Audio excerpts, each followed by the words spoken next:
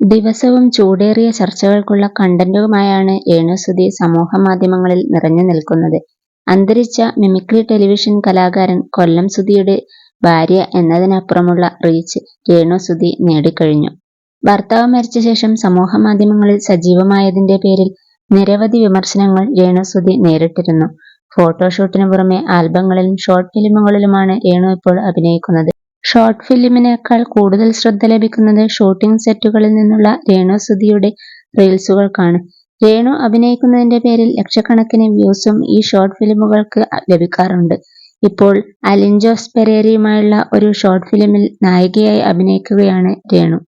രേണുവിന്റെ അഭിമുഖങ്ങളും സമൂഹമാധ്യമങ്ങളിൽ വൈറലാകാറുണ്ട്. അഭിമുഖങ്ങളിൽ രേണുവിന്റെ പ്രസ്താവനകൾ പലപ്പോഴും വിവാദം സൃഷ്ടിക്കാറുണ്ട്.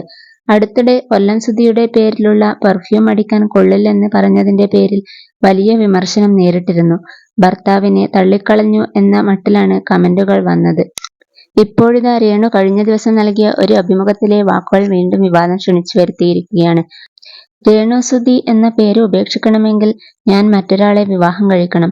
പുതിയ ഒരാൾ വന്നാൽ സുധിച്ചേട്ടന്റെ ഫോട്ടോ ഞാൻ ചവറ്റുകുട്ടയിൽ കളയില്ല. അത് എപ്പോഴും എന്നോടൊപ്പം ഉണ്ടാകും. അത് അംഗീകരിക്കുന്ന ആൾ വന്നാൽ മാത്രമേ ഞാൻ വിവാഹം കഴിക്കൂ.